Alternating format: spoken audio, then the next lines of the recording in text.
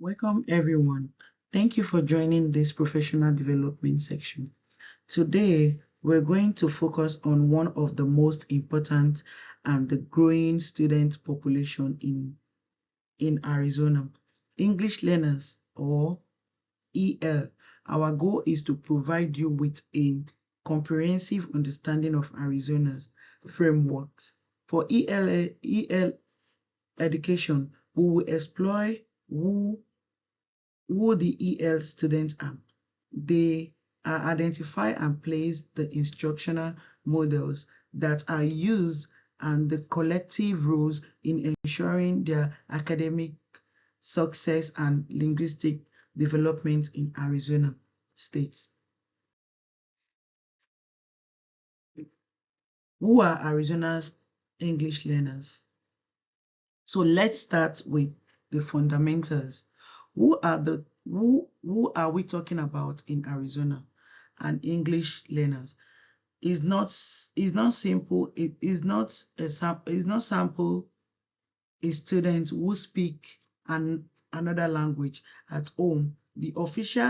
Identification, the official definition identification and EL as a student whose current English skills are not yet developed enough for them to succeed in a mainstream English only in English only instructional settings without supporting this. This is a this is a critical definition. It's about academic access. To give you some context on the skills, about 9% of our students across the state are identified as ELS. While we have a reach of diversity of language, the demographic landscape is dominated by Spanish speaking household, which account for more than 4 out of every 5 EL students. These data help us understand the community we serve and under and underscore the importance of the strategy we will discuss today.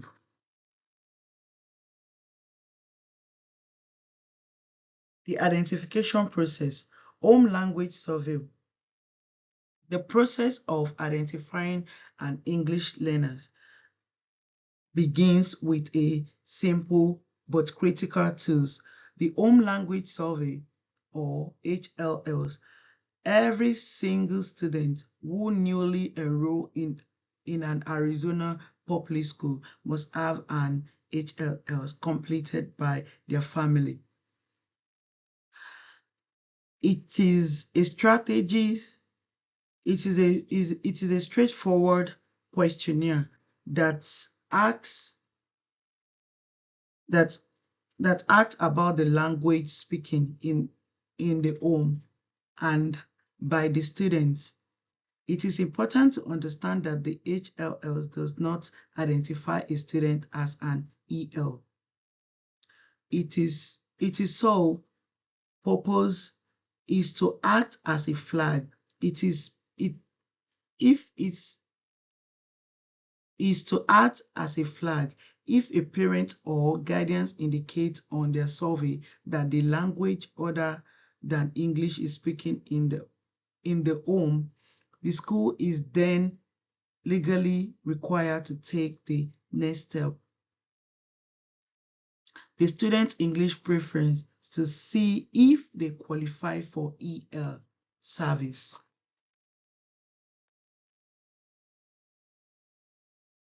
Once the once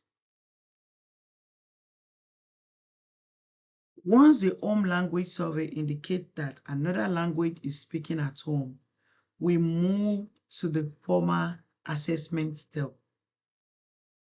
This is done using EXELA, which stands for the Arizona English Language Learners Assessment. Think of this as a diagnostic as a tools that help us understand a student's specific need.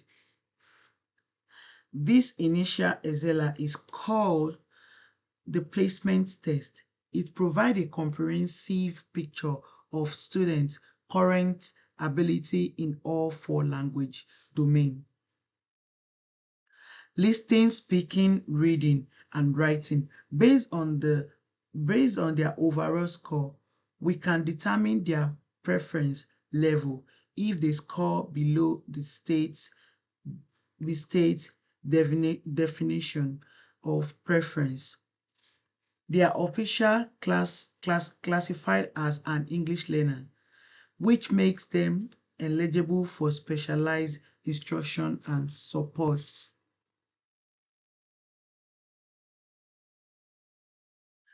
Now we have identified an EL. How do we serve them?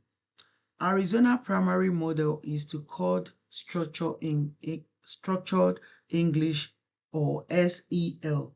The fundamental idea behind SEL is that students learn English best when they are learning it and using it to learn academic content. It is not a sink or swim approach. The language of instruction is English, but it's delivered a high standard and support ways that is understandable to students. A common point of convention is the difference between SL and shelter instruction. It is best to think of it this way. SL is the overall program model. Shelter instruction, on the other hand, refers to the specific teaching technique and strategies used to make the content understandable. Things like sentence starts, virtual aids, and adopt tests. Those strategies are corner components of the SL model, but they can also be used in any mainstream class that include ELS.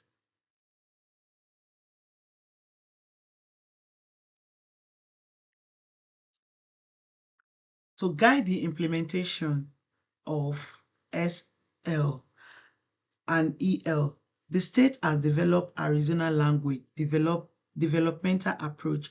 This is not a curriculum, but rather a philosophy and demographical framework.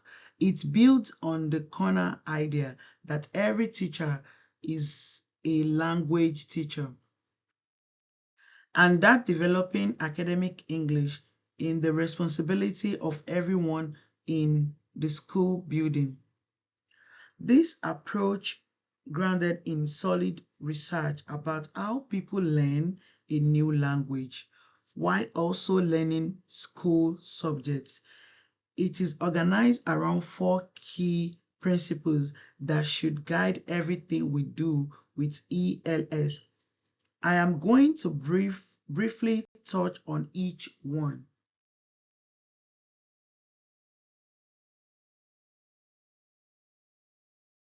Let's quickly break down what those four principles means for classrooms in Arizona. First, asset-based behaviors.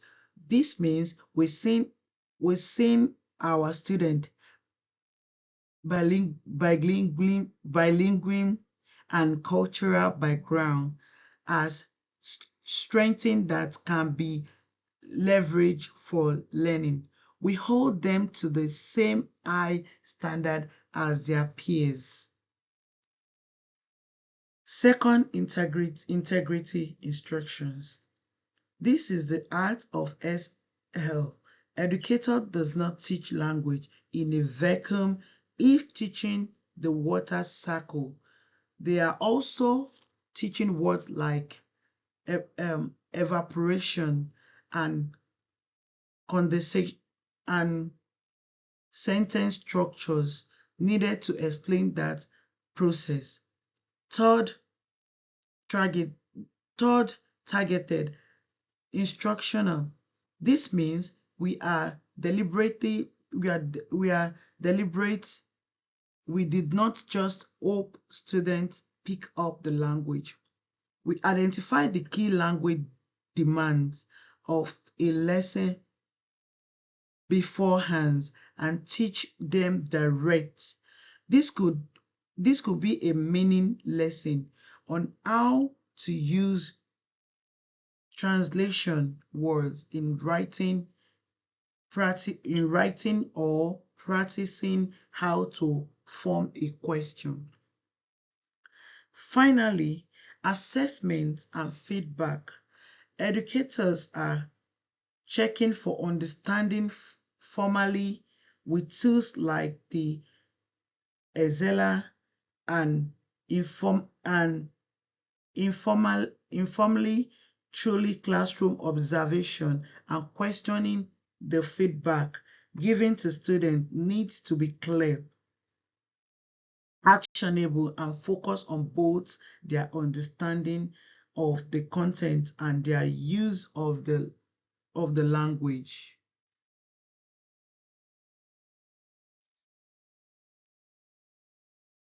Why YSL is the state mandated approach.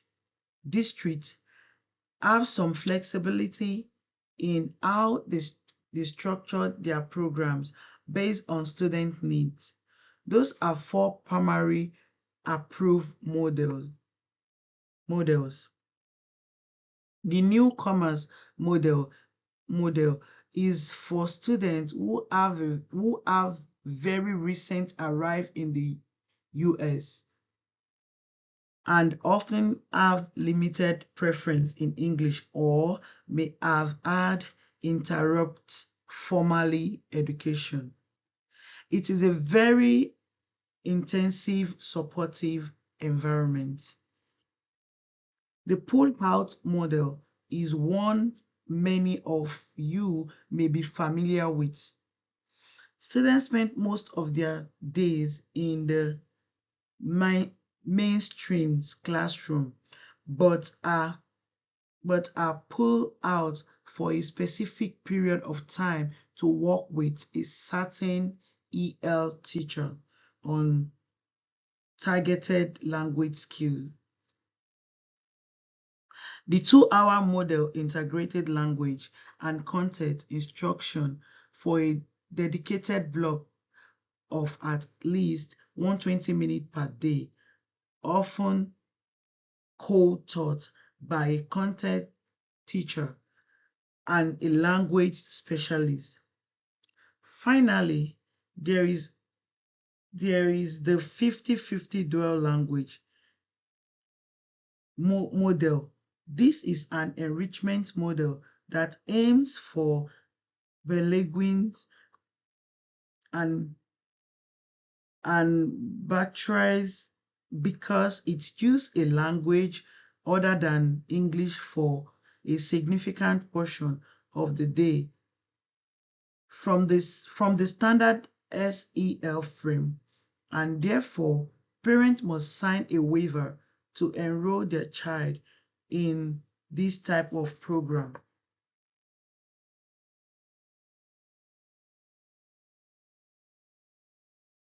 Beyond any specific model or strategy, one of the most powerful things we can do for our English learner is to foster their senses of agency. Student agency is quite simple, quite simple. The feelings that they have a voice and a choice in their own education. It is about moving them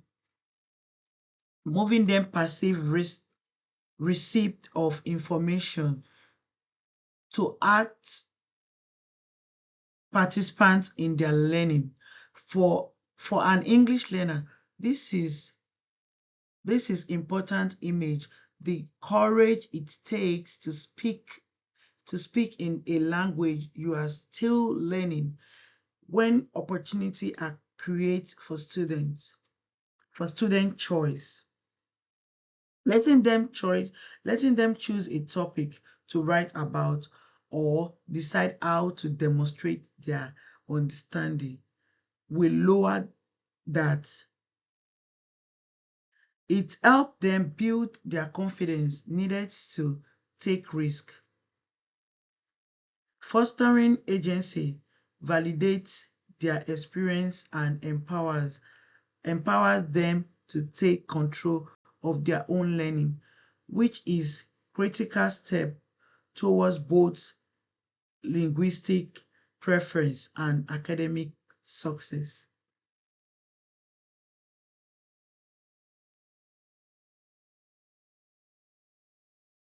The Excel is not just a one-time placement test.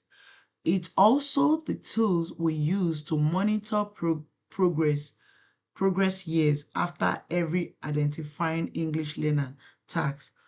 The the the Excel annual unit, the achieve preference data is vital for us as educators to see if our instruction is effective to understand a student growth.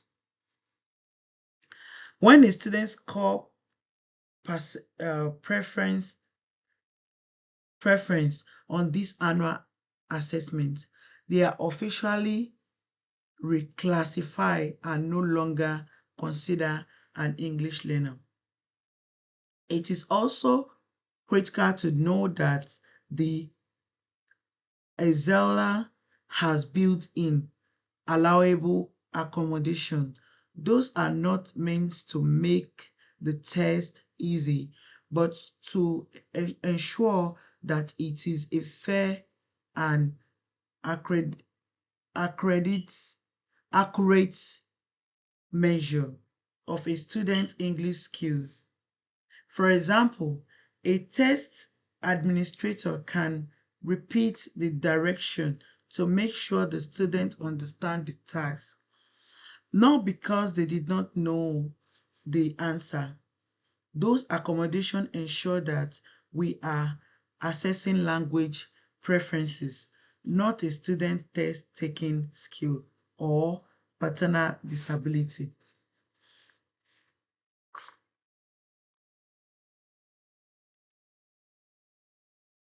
The rules of parent and guidance. The rules of parent and guidance. Finally, we must recognize the external rules of parent and guidance. They are our partners in this process. After a student is identified as an EL, schools are required to notify the family and explain the service being offered. It is critical for all of us to know that parents have the right to refuse those services.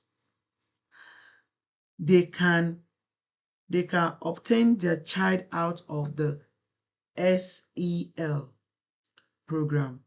If they choose to do this, the school must document the decision.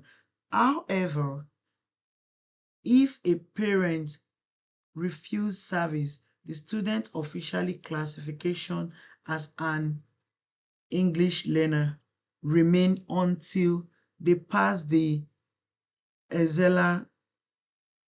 This means the student must still take the annual Excel assessment. As teachers, we are still responsible for providing appropriate support in the mainstream classroom to help them access the curriculum.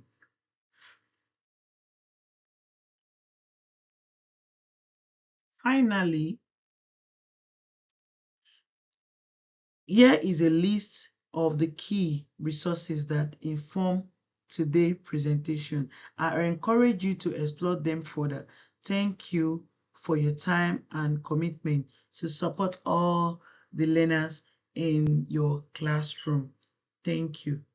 Goodbye.